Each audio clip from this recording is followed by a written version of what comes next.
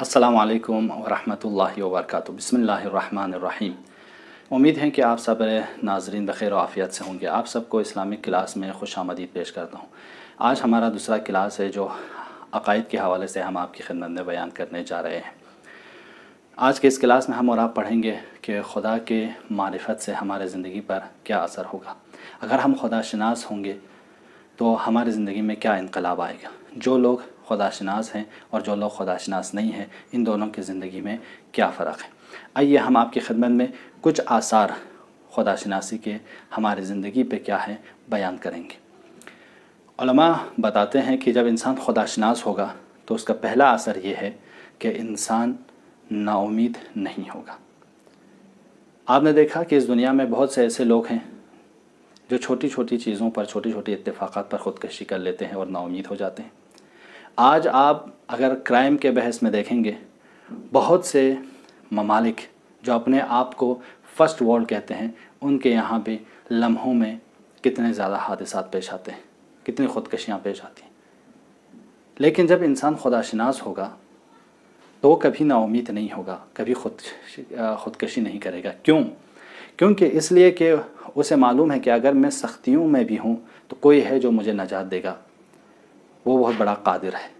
लिहाजा खुदा पर ईमान बहुत मुहिम चीज़ है, बहुत बड़ी तकियागाह है अजीज़ों। अगर खुदा पर ईमान है तो आप ज़रूर कामयाब होंगे, आप ज़रूर साबित कदम रहेंगे। अगर आप खुदा पर ईमान है तो आपके दिल में ये ईमान वो नूर जगाएगा जिसकी बिना पर आप सख्तियों में भी सब्र करेंगे। आपने देखा कि करबला में इमाम हुसैन और हज़रत ज़ैनब सलामुल्लाह अलैहा ने इतने अजीम मुसीबत के बाद क्या फ़रमाया, अगर खुदा राज़ी है तो ये सारी चीज़ें खूबसूरती के अलावा कुछ नहीं, ये सब खुदा की रज़ायत के लिए है। लिहाजा इंसान जब इंसान खुदाशनास बनता है, जब इंसान को खुदा की हकीकी मारिफत हासिल हो जाती है तो वो कभी नाउम्मीद नहीं होता। सख्त तरीन हालात में भी खुदा पर ईमान रखता है कि वो मुझे नजात देगा। बस पहला असर ये है कि हम और आप नाउम्मीद नहीं होंगे। दूसरा असर ये है कि खुदा पर ईमान रखने से हमारे इल्म में इजाफ़ा होगा। वो कैसे? उलमा मिसाल पेश करते हैं कि आपका दोस्त सफ़र से वापस आए और आपको एक किताब हदिया में दे दिया और इसके बाद कहा कि मैं आपको ये किताब दे रहा हूँ, लेकिन ये किताब बहुत बड़े राइटर की है जो अपने फील्ड में बहुत मुतखस्सिस थे, तो आप इसे गौर से पढ़िए।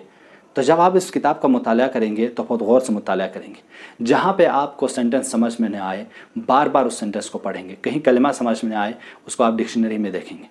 क्यों? क्योंकि आपको मालूम है ये लिखने वाला मामूली इंसान नहीं है, राइटर माहिर है, मशहूर है और अपने फ़न में मुतखस्सिस है, स्पेशलिस्ट है। तो आप उस किताब को गौर से पढ़ेंगे। लेकिन आपका दोस्त आए और आने के बाद आपको एक किताब दे दी और ये कहा कि एक किताब है, शायद आपके फील्ड के मुताबिक हो, लेकिन लिखने वाला कोई ख़ास नहीं है। तो आप मुताला तो करेंगे, लेकिन जहाँ पे कहीं समझ में ना आए तो आप कह देंगे लिखने वाले ने क्या लिख दिया। क्यों? क्योंकि आपको मालूम है कि लिखने वाला कोई ख़ास इंसान नहीं है। क्या आपको मालूम है कि पूरी कायनात खुदा की किताब है? आप खुदा की किताब हो। एक एक कायनात की एक एक मखलूक खुदा की किताब है। जब इंसान खुदा को पहचानेगा तो इस पूरी कायनात खुदा की एक किताब है। वो इंसान अब इस कायनात के एक एक ज़र्रे पर गौर व फिक्र करेगा, सोचेगा। क्यों? क्योंकि उसे मालूम है कि इस कायनात का बनाने वाला मामूली इंसान नहीं, मामूली शख्स नहीं है, बल्कि आलिम है, कादिर है और सबसे ज़्यादा हकीम है। वो कोई भी काम बेहुदा नहीं करता। अगर उसने इस ज़र्रे को बनाया है, इसका कोई हदफ है। लिहाजा इस कायनात के बारे में, एक एक ज़र्रे के बारे में, हत्ता इंसानों के बारे में रिसर्च करने वाले रिसर्चर मर गया, लेकिन वो उस चीज़ को कमा हक़्क़हू नहीं पहचान सका। इसलिए जब अल इंसान ज़ालिकल मजहूल के किताब, जिसने ये किताब इंसान मौजूद नाशनाख्ता लिखा, उसने वही इक़रार तो किया कि इंसान ऐसा मौजूद है जिसको अभी तक किसी ने पहचाना नहीं। क्यों? क्योंकि जब इंसान इस कायनात को खुदा की किताब समझेगा तो हर एक में वो हिकमत पाएगा। लिहाजा उसे गौर से मुताला करेगा। लेकिन एक मादा परस्त इंसान मैटेरियलिस्ट पॉइंट ऑफ व्यू से अगर इस कायनात को सोचेगा, हर चीज़ को मादा सोचेगा, मादे बेशऊर, मेटरल बेशऊर अगर इस कायनात को समझेगा तो वो इतना उस कायनात में हासिल नहीं कर पाएगा।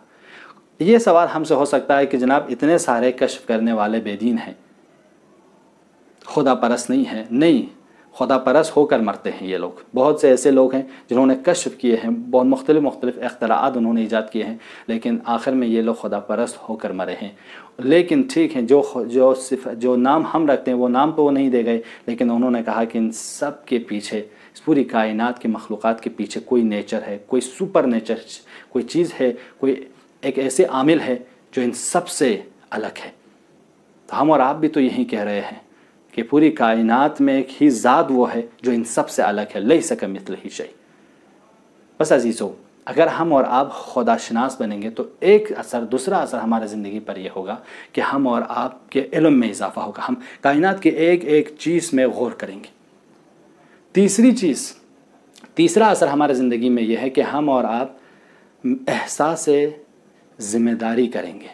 آپ نے کبھی ایسے ڈاکٹر کو دیکھا جب ان کے پاس کوئی غریب بیمار آتا ہے تو نہ وزٹ کے پیسے لیتے ہیں بلکہ دوائیوں کے پیسے بھی وہ دے دیتا ہے. اگر بیمار سیریس ہوں تو صبح و شام اس کے ساتھ رہتا ہے تاکہ وہ بیمار ٹھیک ہو جائے. کیوں؟ کیونکہ اسے معلوم ہے کہ جو صلاحیت ڈاکٹری کے خدا نے اسے دی ہے وہ مخلوقات خدا کی خدمت کے لیے دی ہے.